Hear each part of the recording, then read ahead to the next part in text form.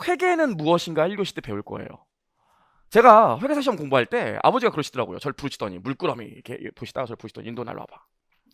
네가 공부한다니까 돈은 대주는데 회계사 된다며? 회계가 도대체 뭐 하는 거니 그러더라고요. 그때 제가 이미 1차 시험 붙고 2차 시험 공부할 때였거든요. 근데 그때 제가 뭐라고 그랬는지 알아요? 좋은 거 좋은 거 좋은 거 나도 몰라 좋은 거래 그거 말았다고요. 그래서 제가 2차를 좀 오래 공부했어요. 제가 회계사 1차는 군대 제대하고 6개월 만에 붙었거든요. 근데 2차는 많이 공부했어요. 이게 왜냐면 이게 결국 회계가 뭔지도 모르고 공부하다 보니까 자꾸 포인트를 좀 놓치는 경향이 있더라고요. 그래서 우리 1교시 때 뭐 할 거냐면 회계가 뭔지부터 좀 배워볼 겁니다.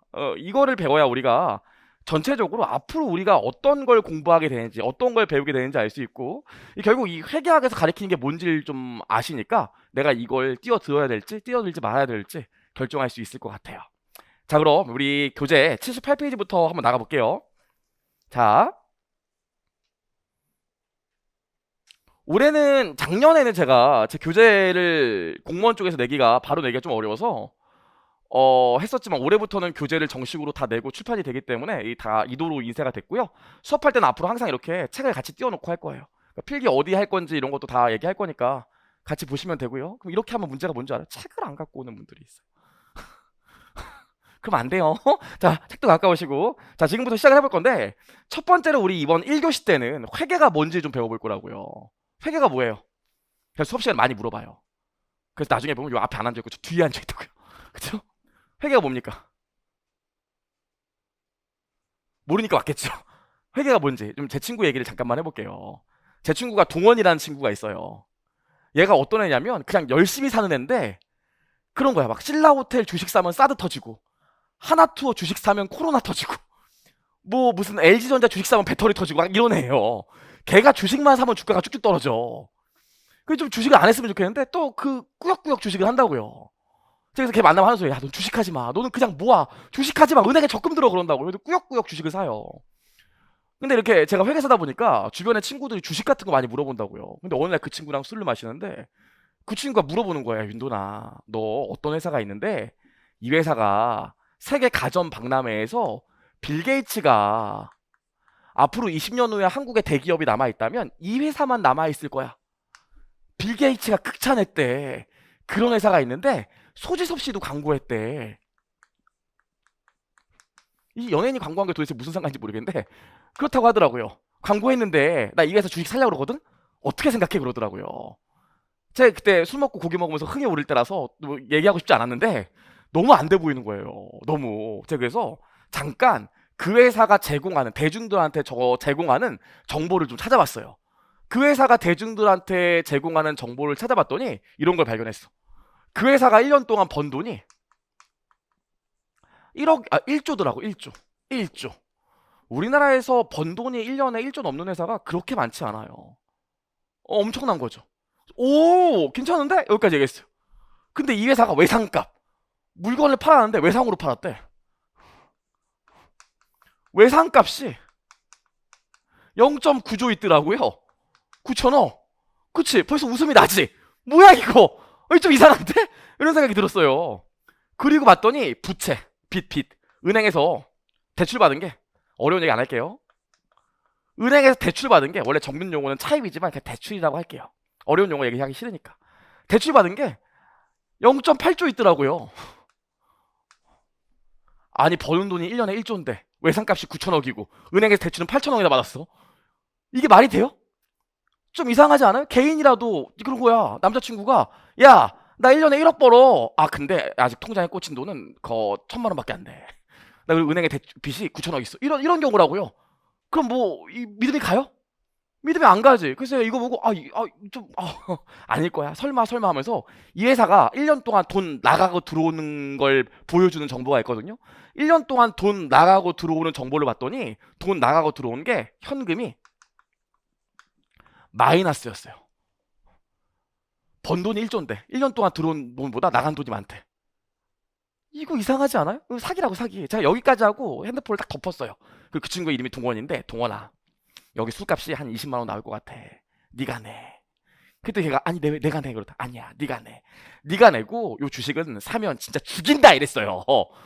그랬더니 아니 왜 그때 너 내가 술 먹어서 너한테 얘기할 시간 없고 사지 마. 한 술값은 네가 안 해 그랬다고요. 걔가 술값을 냈죠.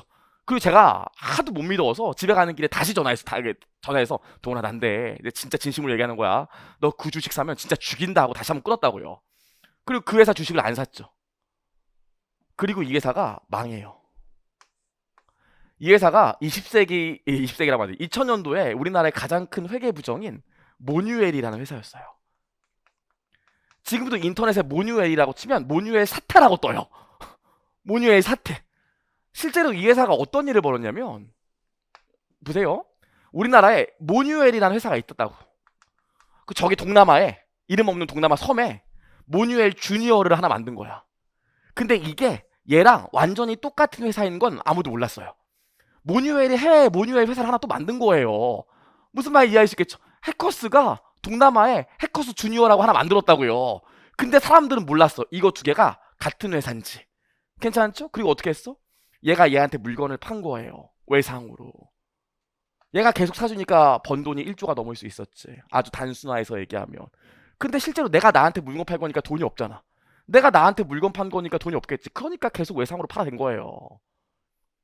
그럼 이제 아무것도 모르는 사람 입장에서는 얘가 외상값 받을 권리가 9천억 있는 거 아니야.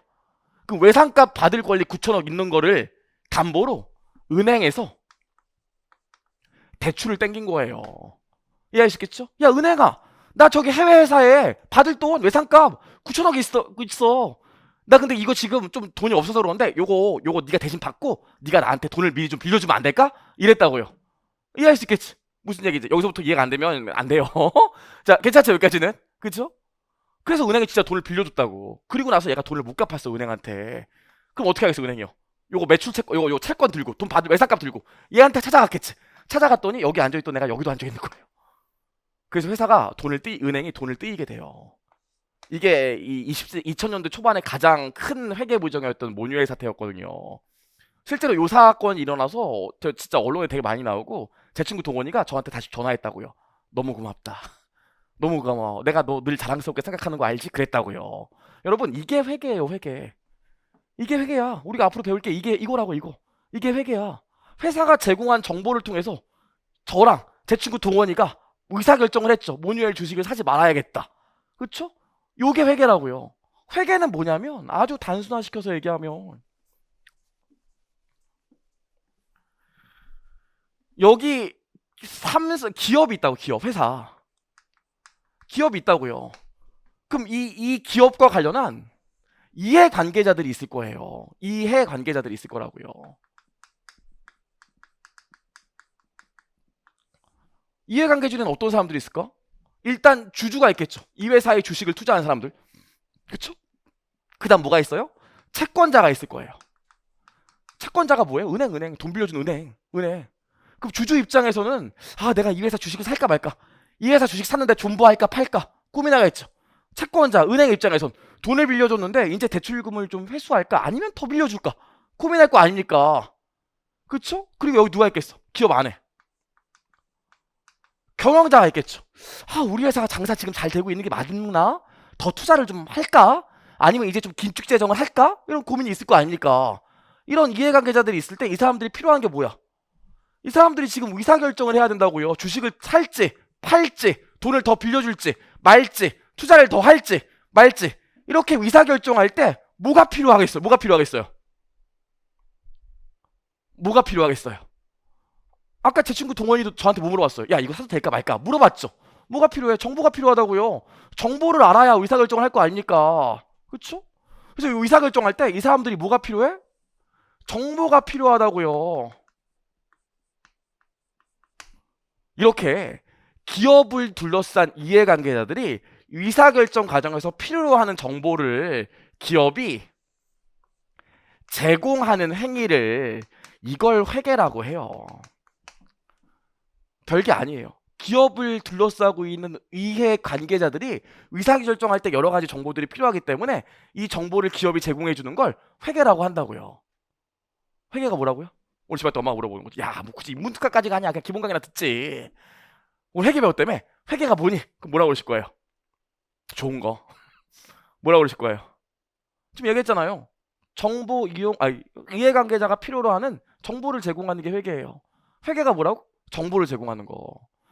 제가 예전에 이거 샘플이라서 얘기하면 안 되는데, 제가 예전에 회계사 시험 붙고 만나던 여자분이 있었어요. 그분이랑 결혼하진 않았지만, 근데 그분이 무남동료 외딸이기 때문에 아버님이 저를 겁나 싫어했다고요. 그냥 싫어. 이유도 없어. 그냥 싫다는 거예요. 싫어했다고요. 근데 저도 이제는 알겠어요. 저도 딸이 2명 있는데 6살, 4살이거든요. 유치원에서 어떤 남자애가 우리 딸한테 말 걸면 그렇게 싫어요. 그런데 그 아버님이 저한테 그러더라고요. 그 아버님이 그랬다는 거예요. 여자친구한테, 그때 당시 여자친구한테. 야, 걔 뭐 하는 애냐? 뭐 하는 애야? 그러더라는 거예요. 그래서 걔네 아버님이, 걔가 여자친구 아빠한테 무시하지 마, 걔 그래도 회계사라고 그랬다는 거예요. 그때 아버지가 회계사? 그 기껏해야 북이나 하는 자식들 아니야? 아유, 완전 바보네, 이랬다는 거예요. 그래서 여자친구가 눈물을 흘리면서 저한테 전화를 했죠. 오빠 북이나 하는 사람이야. 그때 제가 뭐라고 그래야 돼요? 어휴, 들켰네. 맞아. 이래야 돼요? 회계랑 북이는 똑같은 거예요, 여러분. 회계가 있고 북이가 있어요. 이 북이는 뭐냐면 단순히 기록을 하는 걸 북이라고 해요. 하지만 회계는 뭐냐면 기록하는 걸 넘어서 여기서 정보를 뽑아내서 정보를 제공하는 걸 회계라고 해요. 그래서 우리가 기본적으로 지금부터 배우는 회계는 정보를 필요로 하는 사람들한테 도움이 되는 유용한 정보를 제공하는 게 회계라고요. 회계 뭐라고? 유용한 정보를 제공하는 게 회계. 괜찮죠? 여기까지. 자, 그럼 결국 이 이해관계자들은 뭐가 필요로 하는 사람들이에요? 이 이해관계자들은 뭐를 필요로 하는 사람들이에요? 정보를 필요로 하는 사람이라면서요. 그래서 이제부터는 이 사람들을 이해관계자라고 안 하고요, 정보 이용자라고 할 거예요. 그럼 다시 한번, 회계는 뭐라고? 기업과 관련된 의사결정을 할 때, 정보 이용자가 의사결정을 할 때 필요로 하는 정보를 제공하는 걸 회계라고 한다고요. 괜찮죠? 여기까지. 그래서 읽어보시면, 여기 교재 보세요. 회계를 다음과 같이 정의한다 나와 있는데, 보시면 정보 이용자가, 가장 대표적인 정보 이용자가 뭐예요? 주주나 채권자 되겠죠? 그 다음에 경영자도 있고요. 주주나 채권자, 경영자가 경제적 의사결정에 도움을 주기 위해 경제적 실체와 관련된, 경제적 실체하면 또 어렵지. 이 경제적 실체가 뭐예요? 기업 얘기하는 거예요. 기업과 관련한 정보를 식별, 우리 회계에서 식별이라는 단어 되게 많이 쓰는데 이 식별이 알아본다는 소리입니다. 관련된 정보를 알아보고 측정해서 보고하는 과정을 회계라고 합니다. 괜찮죠? 줄여서 한 단어로 얘기하면 뭐라고? 회계는 뭐라고? 정보 제공이요. 정보를 제공하는 게 회계예요. 괜찮죠? 자, 여기까지 봤습니다. 밑에 그림도 있고요. 이렇게. 자, 근데 여러분, 이제 우리 조금만 더 단순화 시켜보죠. 지우지 말고 쓸까? 아니야, 좁으니까 지워보죠. 자, 여기까지는 어렵지 않죠? 그럼 결국 이 회계라는 게, 기업이 이렇게 있으면 정보 이용자한테 정보를 제공하는 게 회계라고요. 그래야 올바른 의사결정을 할 수 있을 테니까. 근데 정보 이용자는 지금 우리 3명 얘기했어요. 정보 이용자 누구 있었지? 첫 번째로 주주 있었죠? 이 회사의 주식을 사는 사람. 두 번째로 누가 있었어요? 채권자 있었죠. 채권자가 뭐라고? 돈 빌려준 사람. 그렇죠? 세 번째로 뭐가 있어요? 경영자 있었다고요. 그럼 정보 이용자가 크게는 이렇게 3명이 있다고 할게요. 3명을 짝대기를 하나 거서 두 분류로 나눠봅시다. 짝대기를 하나 거서 두 분류로 나눠보면 어떻게 분류할 수 있을까요? 분류하면 어떻게 분류할 수 있을까요? 아니, 여기서 이렇게 하시면 제가 어떻게 알아요? 여기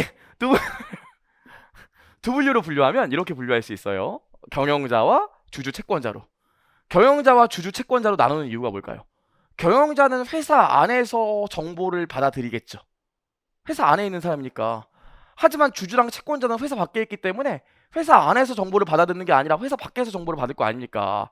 괜찮죠? 그래서 우리가 정보 이용자를 둘로 나눠요. 회사 안에 있는 내부 정보 이용자와 회사 밖에 있는 외부 정보 이용자로 나눕니다. 그럼 회사 밖에 있는 정보 이용자와 회사 안에 있는 정보 이용자를 나누는 이유가 뭘까요? 지금 우리가 회계는 정보 제공한다는 것까지 봤고, 회계는 정보 이용자한테 정보를 제공하는 게 회계인데, 정보 이용자를 지금 회사 안에 있는 사람과 회사 밖에 있는 사람으로 나누는 것까지 봤어요. 이때 오해하면 안 돼. 내부 정보를 이용하는 사람이 아니라 내부에서 정보를 이용하는 사람이에요.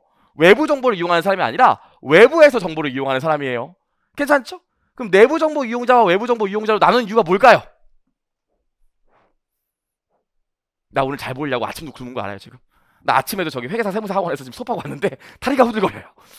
하지만 여러분 보니까 기운이 나네요. 돌아와서 보면 내부 정보 이용자와 외부 정보 이용자를 구분하는 이유가 뭘까요? 구분하는 이유가 있죠. 지금부터 볼게요. 옆에다가 내부 정보 이용자와 외부 정보 이용자로 구분하는 이유가 뭘까? 자, 보세요. 여기 내부 정보 이용자. 가장 대표적으로 누가 있다고요? 경영자. 외부 정보 이용자. 가장 대표적인 게 누가 있다고요? 저는 그 회계사 세무사 쪽에서 회계사 세무사 2차도 가긴 하지만 회계 강의하면서 제일 느끼는 게 뭐냐면, 회계 강의, 이 회계 배울 때 제일 중요한 게 뭔지 아세요? 우리도 앞으로 입문 강의, 기본 강의, 객관식 강의, 최종 정리, 파이널 정리, 동형 모의고사 이런 거 할 거지만 뭐가 제일 중요한지 아세요? 기본 강의가 제일 중요해요. 그것도 초반이. 왠지 알아? 이때 이해를 못하면 뒤에는 어차피 다 꽝이에요. 외운다고 하는 게 아니라니까. 한국사가 아니기 때문에 외운다고 맞출 수가 없어요. 초반에 정확히 이해를 해야지. 그래서 저는 이 회계를 처음에 좀 배우고 오신 분들은 제 수업 들으면 뭐 저렇게 쉬운 것까지 지금 시간 써서 이렇게 얘기하나 이러는데 되게 중요해요. 포기하면 안 되니까. 그러니까 아주 쉬운 얘기부터 아주 기본적인 얘기부터 할 거예요. 뭐 어려운 얘기 하려면 할 수도 있지만 제가 사실 아마 제일 많이 알 거예요. 근데 뭐 그런 얘기가 중요한 게 아니라 여러분 이해하는 게 중요하니까 아주 기본적인 얘기부터 할 거예요. 자, 보시면 내부 정보 이용자와 외부 정보 이용자로 나누는데 필요로 하는 정보가 있어요. 필요로. 내부 정보 이용자는 어떤 정보가 필요할까요? 저는 회계사기 때문에 강의도 하지만 저기 경기도 오산에 가면 제 사무실도 있어요. 거의 안 가요. 갈 이유가 없어요. 직원들 일하니까. 근데 가끔씩 가면은 이제 직원들 고생하다고 같이 밥도 먹고 좋은 것도 먹고 막 그러는데 어느 날 갔더니 직원들 사이에 분위기가 냉랭한 거예요. 두 명이 냉랭해. 쳐다도 안 보더라고. 제가 그래서 과장님을 불렀어. 과장님, 저 두 분 왜 저래요? 그랬더니 싸웠다는 거예요. 그래서 이 권력 암투인가 제가 그래갖고 그 두 분 불러가지고 화해시키고 자, 악수하세요 빨리. 화해하고 뭐 문제 될 거 있으면 해결해주고 그렇게 왔다고요. 제가 그 과장님한테 뭐라고 했냐면 사무실에서 이 일적인 거 말고도 이런 문제 생기면 저한테 꼭 얘기해달라고 했거든요. 그랬더니 과장님이 그러더라. 회계사님 뭐 그런 것까지 신경 쓰세요 대표님, 그러더라고요. 제가 뭐라고 했는지 알아요? 그게 제일 중요해 이랬다고요. 실제로 내부에 있는 정보 이용자, 경영자는 모든 정보를 다 필요로 해. 안 그러겠어요? 회사에 있는 5만 개 다 신경 쓰이지? 하지만 외부에 있는 정보 이용자, 이 회사에 주식을 투자했거나 이 회사에 돈을 빌려줬어. 어떤 것만 관심이 있을까요? 맨 뒤에 있는 분. 어떤 거에 관심이 있을까요? 주식 혹시 투자하는 거 있으세요? 없죠? 주식 같은 거 투자하면 뭐가 제일 궁금해요? 내가 삼성전자 투자하면 이 회사가 돈을 벌어서 주가가 오를 건지 궁금하겠지? 만약에 제가 돈을 많이 벌어서 해커스에 돈을 빌려줬다고 할게요. 물론 해커스는 무부채 기업이지만 돈을 빌려줬다고 할게요. 그럼 뭐가 제일 궁금하겠어? 돈 뜰지 받을지 궁금하겠지. 그럼 결과적으로 해커스가 돈을 많이 벌지 안 벌지가 제일 궁금한 거 아니겠어요? 그래서 기본적으로 회사 밖에 있는 외부 정보 이용자가 궁금해하는 건 뭐? 이 기업의 현금 창출 능력이에요. 이러면 또 말이 어렵다고 생각하는데 그냥 이 기업이 미래에 돈을 잘 벌 건지 안 벌 건지가 궁금하다고요. 외부에 있는 정보 이용자, 주주나 채권자는 이것만 궁금해. 야, 이 기업이 돈을 많이 벌까 안 벌까? 이게 제일 궁금할 거 아니겠어요? 그쵸? 여기까지는? 그래서 일단 서로 바라는 정보의 양도 틀려. 얘는 에브리싱이지만 얘는 딱 돈 나오는 것만 궁금하다고요. 괜찮죠? 여기까지. 아닌데요. 저 테슬라 투자했는데 모델 언제 나오는지도 궁금하고 일론 머스크가 요즘 도대체 왜 이러는지도 궁금한데요. 그러면 더 이상 할 얘기가 없어요. 여기까지 괜찮죠? 두 번째로 보세요. 그럼 정보의 유입 경로는 어떻게 될까? 정보의 유입 경로는 경영자는 이것도 에브리싱이죠. 모든 경로에서 다 알 수 있다고요. 화장실에서도 알 수 있고 엘리베이터에서도 알 수 있고 모든 경로에서 다 알 수 있어요. 그래서 모든 경로에서 정보를 유입할 수 있을 겁니다. 하지만 외부에 있는 주주나 채권자는 어떻게 될까? 외부 정보 이용자, 이 주주 채권자는 어떻게 될까? 제가 삼성전자 주식 사면 저 강남에 있는 삼성전자 본관 가서 문빵 차고 들어가서 어허! 나 주주야! 일로 와봐! 하면서 막 물어봐? 신제품 언제 나와? 막 이런 거 물어봐? 안 가르쳐 주겠죠. 나는 뭐만 할 수 있어? 회사가 제공하는 정보만 받아서 할 수 있다고요. 야, 주주지? 주주야. 우리 회사 이거 올해 성과표야. 자, 봐. 이렇게 회사가 줘야지만 알 수 있지. 나는 다른 데서 정보를 얻을 수가 없다고요. 당연한 거 아니겠어요? 그래서 외부에 있는 정보 이용자는 회사가 제공하는 정보만 받게 된다고요. 어렵지 않죠? 그래서 이것도 틀려. 그럼 수단을 봅시다. 수단. 어떤 걸 이용해서 정보를 제공할지. 이것도 에브리싱이에요. 더 이상 얘기하고 싶지 않아요. 여러분 현대카드 아시죠? 현대카드 거기가 사장님이 정태용 사장님이거든요. 저랑 되게 친해요. 친하다고요. 페이스북 친구라서 늘 봐요. 죄송해요. 그쵸? 근데 그분 보면 뭐 기업 여기 같은 것도 많이 써놓는데 뭐 보면 뭐 여러 가지가 있다고요. 뭐 회사 얘기도 많이 하고. 근데 얘는 어때? 회사가 제공하는 정보를 통해서만 얻을 수 있죠. 이때 회사가 제공하는 정보가 어떤 거냐면 그 유명한 재무제표예요. 그 외부에 있는 정보 이용자들에겐 재무제표라는 회계 정보만 딱 제공한다고요. 재무제표가 뭐냐면 재무에 대한 다양한 표예요. 만일제거든요. 재무에 대한 여러 가지 표를 제공하는데 이걸 재무제표라고 하고 외부 정보 이용자는 회사가 제공하는 재무제표를 통해서만 정보를 입수할 수 있다고요. 괜찮죠? 이 재무제표를 영어로 Financial Statement라고 해서 제가 앞으로는 줄여서 그냥 FS라고 얘기할 거예요. Financial Statement. 믿을 수 없겠지만 제가 군 시절을 용산 카츠사 나왔기 때문에 영어를 잘하는데 발음은 더럽게 안 좋아요. 그래서 Financial Statement, FS라고 하면 앞으로부터 재무제표라고 하면 돼요. 여기까지 괜찮죠? 또 뭐? 정보를 제공하는 수단도 다르네. 여기까지요. 괜찮죠? 조금만 더 얘기해보죠. 그럼 여러분 작성 원칙은 어떨까? 작성 원칙. 정보를 만드는 작성 원칙이요. 아까 얘기했지만 현대카드 정태용 회장님 같은 경우에 요즘 대기업들 요즘 주로 캠페인이 뭐냐면 옛날엔 대기업들이 회의하면 회의 내용보다 PPT 만드는데 시간을 더 썼다고요. 아 진짜로. 제가 미군 부대에서 근무했다고 했지만 미군 부대 가면 한미 연합사. 그럼 미국에서 되게 똑똑한 장교들 온다고요. 걔네들 하루 종일 하는 게 뭔지 알아요? 저 군대 있을 때 PPT 만든다고. 왜냐면 한국이랑 미국군이랑 같이 회의하기 때문에 한국군 미국군이랑 회의 내용이 완전히 똑같잖아. 근데 이게 영문 버전이고 이게 한글 버전으로 나간다고요. 그럼 요거 두 개가 PPT 모양이 완전 일치해야 돼. 그 막 하루 종일 이거 두 개, 야 틀린 거 있나 찾아봐 하면서 하루 종일 이거만 하고 있다고요. 근데 요즘은 대기업들은 어떻게 해? 이렇게 하지 말고 회의가 중요하기 때문에 그냥 A4 용지 한 장에 회의 내용을 다 담자. 어차피 너도 알고 나도 아는 내용 아니냐 이런다고요. 그래서 요즘 대기업들 같은 경우에서 내부에 회의할 때 보면 회의는 무조건 A4 용지 한 장에다 막 이렇게 얘기하고 끝내는 경우가 많아요. 내부 정보 이용자에게 제공하는 회계 정보 같은 경우엔 작성 원칙이 없어. 너도 알고 나도 아는 얘기인데 무슨 작성 원칙이 필요합니까? 그쵸? 여기까지 어렵지 않죠? 하지만 외부 정보 이용자는 어떨까? 내가 이 회사의 정보를 알아 몰라? 모르죠. 난 이 회사 밖에 있기 때문에 이 회사의 세부적인 사항들을 다 모르잖아. 근데 이 회사 직원들만 쓰는 용어를 막 써. 그럼 내가 알아듣겠어? 모르겠죠. 그리고 또 A 회사, B 회사 있는데 내가 지금 A 회사 주식을 살지 B 회사 주식을 살지 고민이 돼. 근데 A 회사는 A 회사대로 재무제표를 지 마음대로 만들고 B 회사는 B 회사대로 지 마음대로 재무제표 만들면 비교가 되겠어? 내가 올바른 의사결정을 할 수 있겠어요? 못하겠죠. 그래서 외부 정보 이용자에게 회계 정보를 제공하는 경우엔 재무제표 작성 원칙이 필요해요. 이걸 뭐라고 부르냐면 우리 뒤에서 배울 거지만 일반적으로 인정된 회계 원칙이라고 합니다. 일반적으로 인정된 회계 원칙이라고 해요. 뒤에서 자세히 얘기할 거야. 그럼 일반적으로 인정된 회계 원칙이 뭐예요? 외부 정보 이용자들은 이 기업에 대해서 잘 모르기 때문에 기업이 회계 정보를 외부 정보 이용자를 위해서 제공할 때는 작성 원칙을 지켜서 다 작성해 줘야 된다고. 안 그러겠어요? 그럼 일반적으로 인정된 회계 원칙을 아주 쉽게 얘기하면 뭘까? 외부 정보 이용자에게 정보를 제공하는 수단이 재무제표라며. 근데 이 재무제표를 만들 때는 작성 원칙이 필요하는데 그 작성 원칙이 일반적으로 인정된 회계 원칙이래요. 그럼 오늘 집에 왔더니 엄마가 물어보는 거예요. 얘야, 일반적으로 인정된 회계 원칙이 뭐니? 그럼 뭐라고 그러실래요? 아, 엄마 피곤해.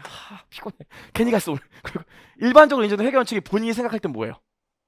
외부 정보 이용자에게 제공하는 회계 정보를 뭐라고 그런다고요? 재무제표. 이 재무제표를 작성하는 원칙이니까 아주 쉽게 얘기하면 재무제표를 작성하기 위한 우리들의 약속을 일반적으로 인정된 회계 원칙이라고 해요. 야, 재무제표는 우리나라에 있는 모든 기업들은 이 약속에 따라 작성해줘야 돼. 안 그러면 정보 이용자가 헷갈릴 수 있으니까. 그래서 일반적으로 인정된 회계원칙이 뭐라고? 재무제표를 만들기 위한 우리들의 약속. 요 약속에 따라 만들어줘야 된다고요. 어렵지 않지. 앞으로 뒤에서 개분요 이런 얘기 진짜 많이 할 건데 캡이 뭐라고? 재무제표를 만들기 위한 우리들의 약속. 괜찮죠? 무슨 말인지? 그래서 우리가 앞으로 뭐 배울 거냐면 이 내용들을 계속 배울 거예요. 재무제표를 통해서 정보를 제공하는데 재무제표를 만들려면 이 원칙, 이 약속을 지켜줘야 되니까 이 약속을 알아야 우리가 재무제표도 분석하고 할 거 아닙니까? 그래서 대부분의 회계는 우리 이제 뭐 배울 거예요? 요 일반적으로 인정된 회계 원칙 배울 거라고요. 괜찮죠? 여기까지. 그래서 회계 정보 이용자를 내부 정보 이용자와 외부 정보 이용자로 나누는 이유가 뭐냐면 얘네 둘이 받게 되는 회계 정보의 양과 질과 형식에 있어서가 두 개가 모두 다 차이가 나기 때문이에요. 괜찮죠? 그래서 내부 정보 이용자들을 위해서 제공하는 회계 정보를 뭐라고 그러냐면 이걸 관리 회계라고 합니다. 외부 정보 이용자들을 위해서 제공하는 회계를 뭐라고 그래요? 재무 회계라고 할 거예요. 둘 다 우리 시험범이고요. 물론 관세직을 준비하는 학생들은 요거만 공부하면 되고 세무직을 공부하는 학생들은 요거랑 요거 공부하면 되는데 우리 회계학 기본 강의랑 심화 강의에선 얘를 하고요. 얘는 일반적으로 저기 나중에 10월달이나 12월달에 따로 특강으로 해요. 요게 20문제 중에서 16문제 나오고 14문제 나오고 요게 한 4문제 나오거든요. 관세직 공부하시는 분들은 요거만 20문제가 나오고 우리가 회계학을 공부하면 어느 학원에 가든지 처음에는 요거를 공부해요. 괜찮죠? 그래서 우리 지금부터 무슨 얘기 할 거예요? 요 재무회계에 대한 얘기만 할 거예요. 괜찮죠? 무슨 말인지 이해 가시죠? 좋아요. 여기까지 해서 우리 회계가 무언지 봤고 회계 정보는 회계 정보 이용자에 따라 구분하는 걸 봤습니다. 그래서 여기 보시면 뭐라고 나와 있어요? 회계 정보는 내부 이용자와 외부 이용자로 구분할 수 있다 나와 있죠. 그럼 이 구분하는 이유가 뭐야? Why? 왜 구분해요? 회계 정보에 양과 질과 형식에서 차이가 있기 때문에 구분합니다. 괜찮죠? 그래서 내부 정보 이용자를 위한 회계 정보를 뭐라고 그래? 관리 회계라고 하고 외부 정보 이용자를 위한 회계 정보를 뭐라고 그래요? 재무 회계라고 합니다. 괜찮죠? 그래서 그 밑에 보시면 내부 정보 이용자, 외부 정보 이용자 나와 있는데 가볍게 보시고 이건 그냥 한번 읽어보시고 그렇죠? 한번 읽어보시고 밑에 보시면 회계 분류가 있는데 재무회계, 관리회계 있고요. 사실 제가 여기 이렇게 많이 필기했지만 우리 입문반 수준에서 알아야 되는 건 요 정도 표만 아시면 돼요. 재무회계는 외부 정보 이용자를 위해 작성하는 표고 관리회계는 내부 정보 이용자를 위해 작성하는 회계 정보인데 재무회계는 작성 원칙으로 일반적으로 인정된 회계 원칙이 있고요. 관리회계는 작성 원칙이 없다. 여기까지만 기억하시면 될 것 같아요. 괜찮아요? 여기까지? 우리 지금부터 뭐 배운다고? 재무회계는 이 일반적으로 인정되는 회계 원칙 배울 거라고요. 재무제표의 작성 원칙을 알아야 될 거 아닙니까? 괜찮죠? 좋아요. 여기까지 봤습니다. 자, 그럼 이제 지금부터는 재무제표, 이 재무회계. 외부 정보 이용자들을 위한 재무회계만 우리가 공부를 할 건데 당분간은. 그래서 재무회계가 끝날 때까지는 잠시 관리회계에 대한 얘기는 잠깐 접어두시고 지금부터 재무회계만 할 건데 그럼 우리가 기업이 외부 정보 이용자에게 회계 정보를 제공할 거라고요. 그쵸? 회계 정보를 제공할 때 어떻게 제공한다고 그랬어? 어떤 수단을 이용해서 제공한다고 그랬어요? 아, 이거 갑자기 씁쓸해지는데? 자, 지금 외부 정보 이용자에게 기업이 제공하는 건 어떤 정보를 제공한다고 그랬어? 일정한 형식이 있는 일반적으로 인정된 회계 원칙에 따라 작성된 회계 정보를 제공한다고 그랬는데 어떤 걸 통해서 제공한다고? 아까 얘기했잖아. 재무에 대한 다양한 표, 파이낸셜 스테이트먼트, 재무제표를 통해서 회계 정보를 제공한다고 그랬다고요. 그래서 기업은 외부 정보 이용자에게 재무제표라는 회계 정보를 제공해서 정보를 제공합니다. 그럼 여러분, 외부 정보 이용자는 기업에 대한 무슨 정보가 궁금하다고 그랬어요? 외부 정보 이용자는 기업에 대해서 무슨 정보가 궁금하다고 그랬어요? 죄송해요. 지금 얘기한 지 20초 정도밖에 안 지났는데 자, 외부 정보 이용자가 기업에 대해서 알고 싶어하는 정보는 뭐라고? 이 기업이 앞으로 돈을 많이 벌 건지 안 벌 건지 이게 궁금하다고요. 그럼 이 재무제표를 통해서 알고자 하는 정보도 뭐예요? 요 기업의 미래 현금 창출 능력에 대한 정보를 주면 되겠지. 미래 현금 창출 능력이라는 게 어려운 말이 아니라 재무제표를 보면 이 기업이 미래의 돈을 많이 벌지 적게 벌지 알 수 있게 된다고요. 유추할 수 있게 된다고. 괜찮죠? 여기까지. 자, 그럼 볼게요.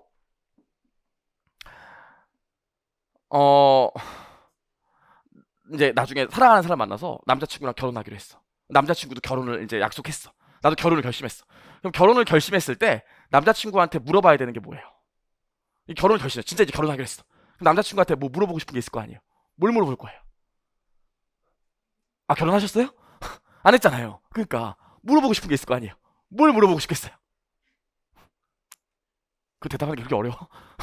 뒤에 분, 뭘 물어보고 싶겠어요? 남자친구가 이제 결혼하기로 했어. 진짜 같이 살기로 했어. 그럼 뭐 확인해야 될 게 있을 거 아닙니까? 뭐 확인하고 싶겠어요? 아니야, 날 사랑하는 지죠. 사랑이 제일이에요. 사랑이 제일이야. 당연히 사랑하는 걸 물어봐야죠. 사랑하는 걸 물어보고 나면 이제 저 학생이 말했던 것처럼 얼마나 뭐 하는지 물어봐야겠지. 저희 와이프가 연애할 때만 해도 제가 핸드폰에 너무 착해갖고, 사람이 너무 착해갖고 아기천사 현주 막 이렇게 저장해놨다고요. 그랬다고요. 근데 지금 바꿔놨어요. 이게 성이 조씨기 때문에 조 티라노로 바꿔놨어요. 이게 원래 조 타이거였는데 너무 무서워갖고 이 티라노로 바꿔놨다고요. 사랑하지만 무서운 거랑 또 별개더라고요. 그래요. 그럼 무슨 얘기하고 싶냐면 저희 와이프도 그렇게 착한 여자였는데 결혼할 때 덕수궁 돌담길을 걷고 있는데 저한테 물어보더라고요. 오빠, 내가 오빠랑 결혼하기로 했으니까 이제 정말 알아봐야 되는 게 있어. 그래서 제가 사랑해. 그때 아니 그게 중요한 게 아니라 오빠 이제 진짜 솔직히 좀 얘기해줘야 돼 그러더라고요. 근데 저한테 그러는 거예요. 얼마 모았어? 이렇게 물어보더라고요. 아니 와이프도 나랑 같이 살려면 지혜가 앞으로 돈을 많이 벌지 안 벌지 알아야 될 거 아니에요. 그래야 이게 같이 살지 안 할지 결정할 거 아닙니까? 물론 돈이 중요한 건 아니지만. 그래서 저한테 오빠 얼마 모았어? 물어. 오빠 얼마 모았어? 너 지금 모은 돈이 얼마 있고 솔직히 얘기해. 빚은 얼마 있고 진짜 네 돈 얼마고 이런 거 물어보더라고요. 제가 그래서 나 지금 2억 있는데 2억 있어서 아파트 하나 살려고 하는데 그때 당시에 은행에서 대출 받은 게 1억 있어 이렇게 얘기를 했다고요. 기업도 지금 현재 이 기업이 자산은 얼마 있는지 부채가 얼마 있는지 이런 거 알아야 될 거 아닙니까? 그걸 보여주는 표를 뭐라 그러냐면 재무상태표라고 해요.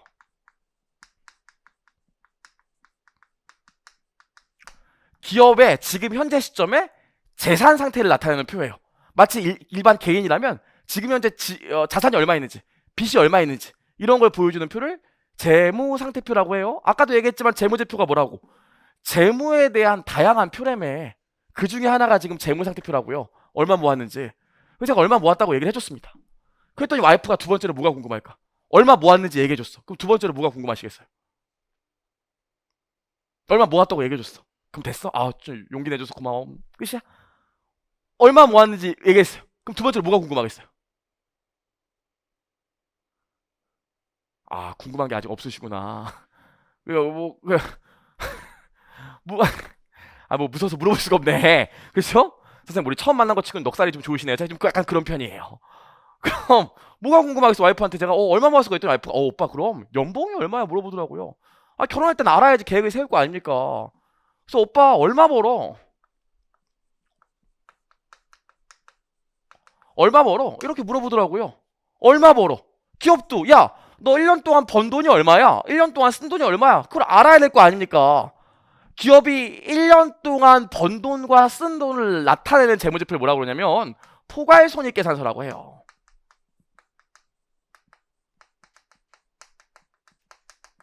그럼 포괄손익계산서는 뭐냐면 1년 동안 이 기업이 얼마 벌고 얼마 썼는지를 나타내는 표입니다. 괜찮죠?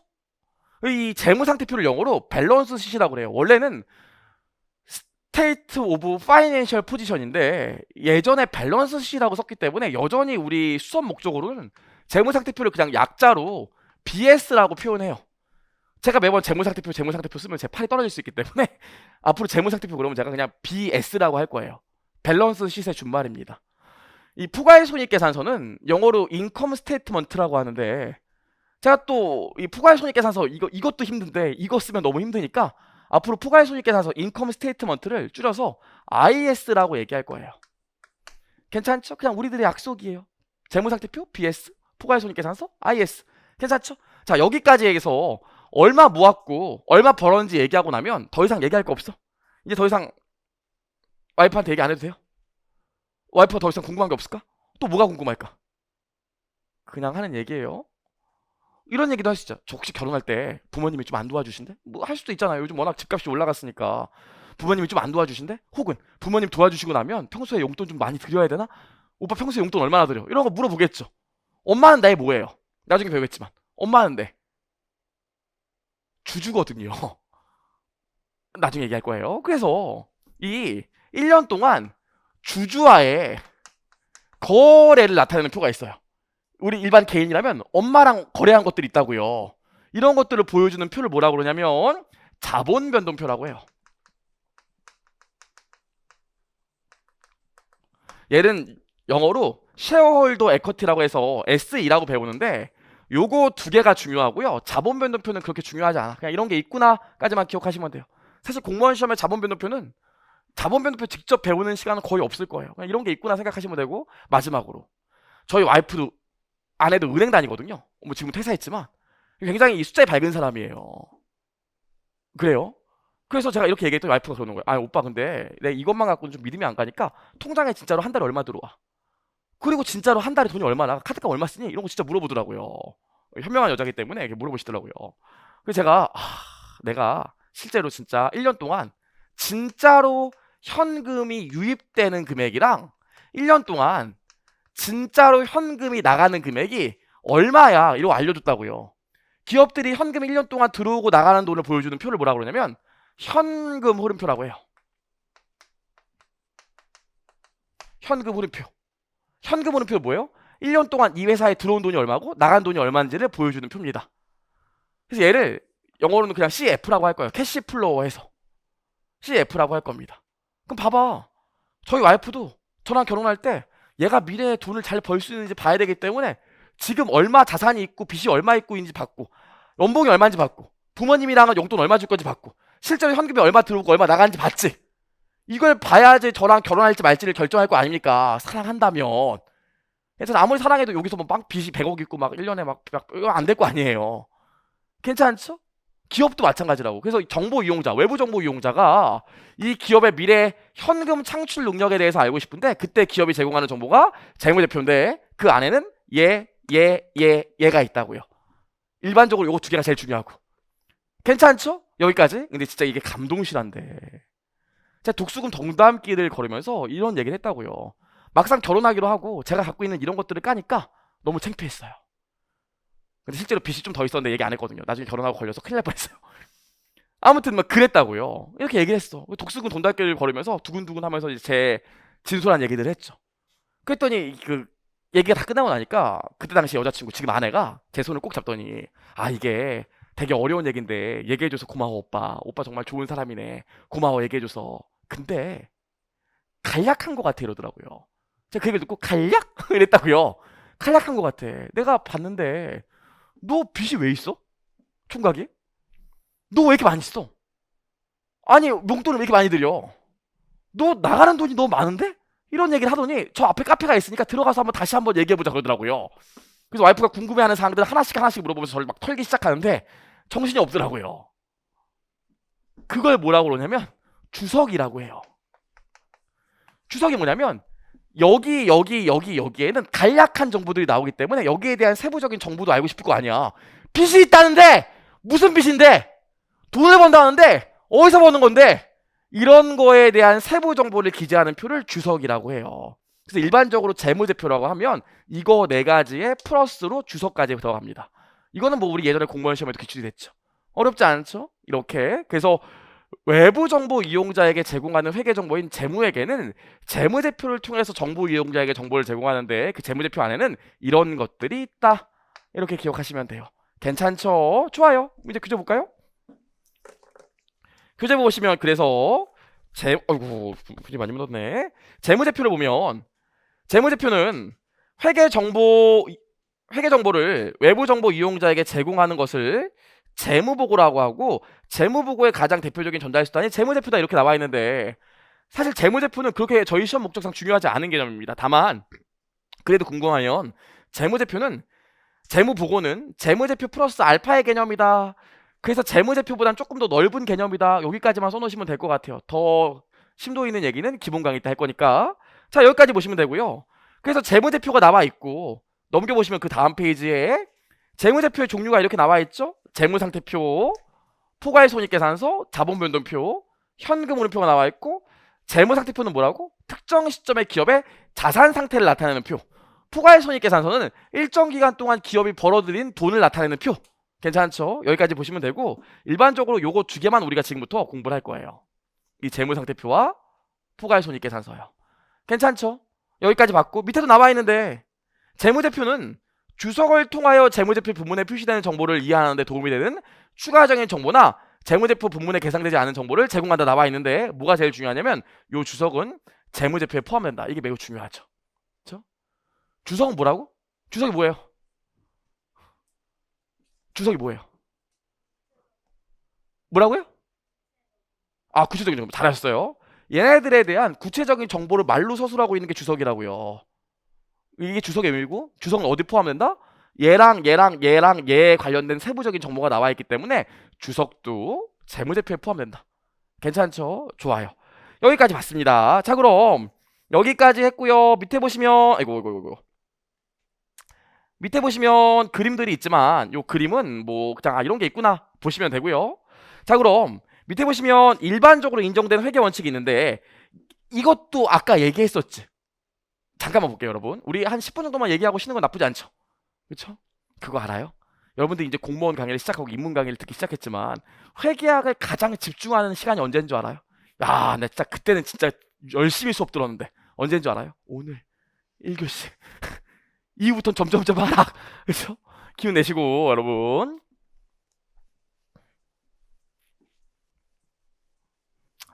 자, 여러분 재밌는 얘기 해볼게요.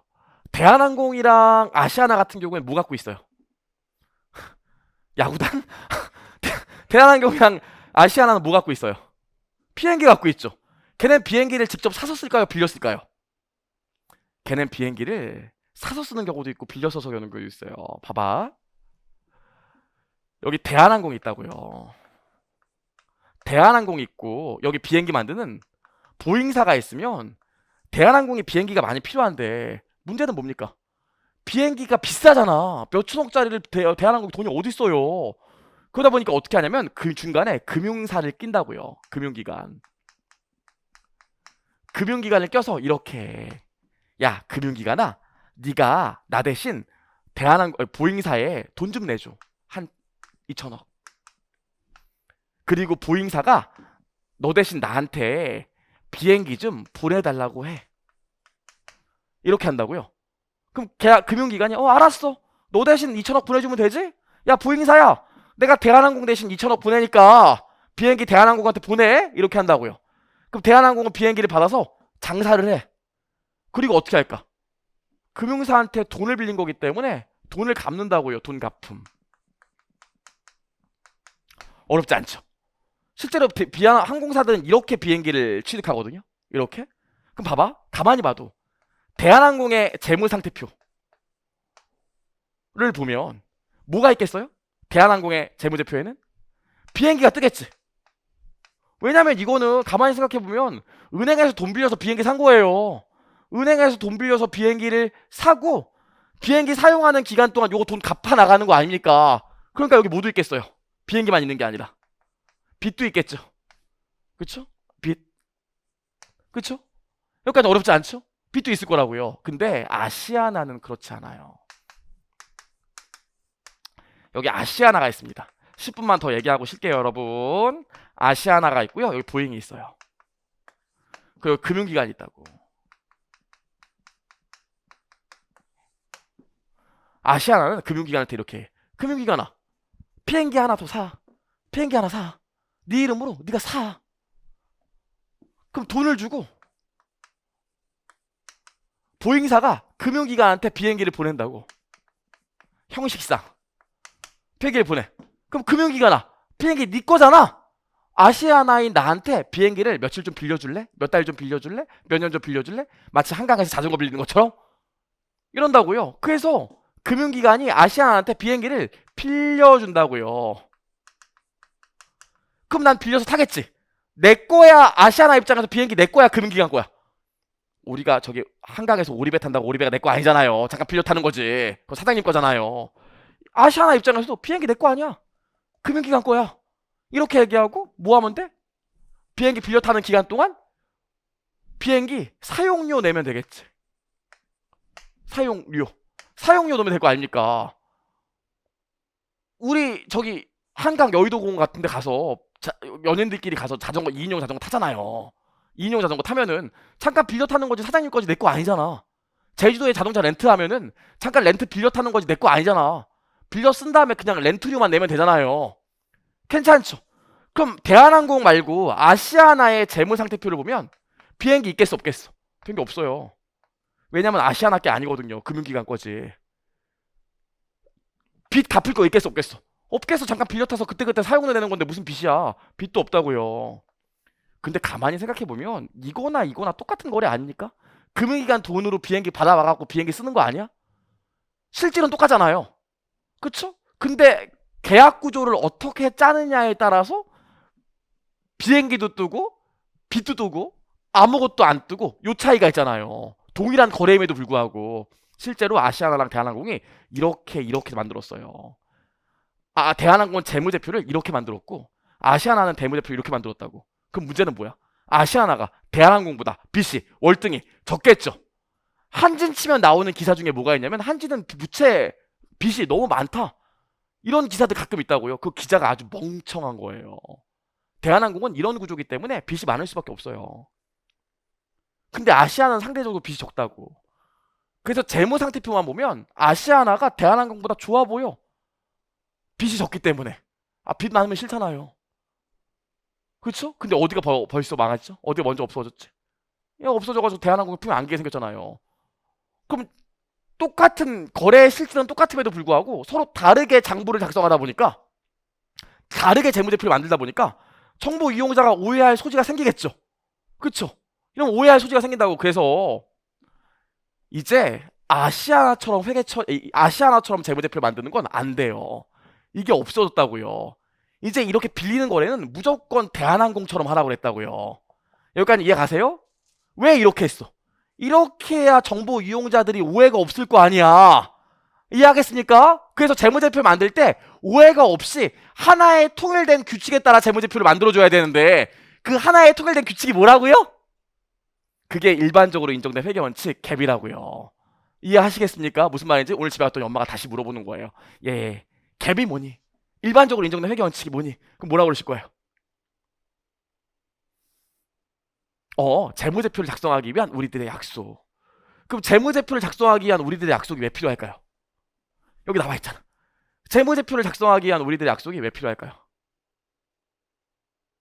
이거 여러분 나 너무 많이 물어봤나? 여러분 이거 이러고 안 나오는 거 아니야? 이제 쉬는 시간 되면 가고 여러분 죄송해요. 역시 아닌 거 봐요. 그래서 안 나오는 거 아니야?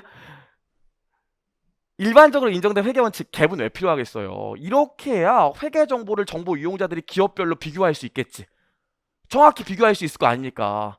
또 어때? 일반적으로 인정된 회계원칙에 따라 재무제표를 작성했으면 믿을 수 있겠지. 비교가 가능하니까. 그쵸? 그래서 기업별로 회계 정보의 비교 가능성이 올라가고 이 회계 정보에 대한 신뢰성도 올라가기 때문에 뭐가 필요해? 일반적으로 인정된 회계 원칙 갭이 필요하다고요. 재무제표 작성하는 우리들의 약속이 필요하다고요. 괜찮죠? 여기까지 봤습니다. 여러분 여기까지 했고요. 좀 더 하고 싶었는데 여러분 표정이 진짜 인문각이지만 좀 쉬자 이런 표정이니까 잠깐만 쉬었다 오도록 하겠습니다.